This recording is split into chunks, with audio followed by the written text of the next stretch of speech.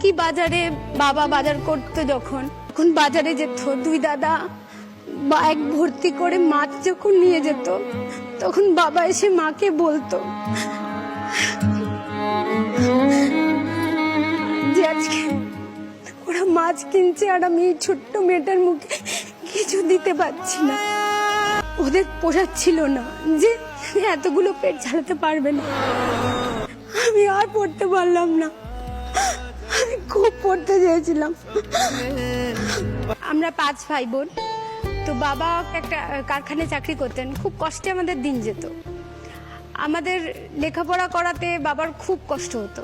দিদিরা 7 পর্যন্ত পড়াশোনা করেছে, তো সেভাবেই আমাদের দিন যাচ্ছিল। হঠাৎ করে বাবার কারখানা বন্ধ হয়ে যায়।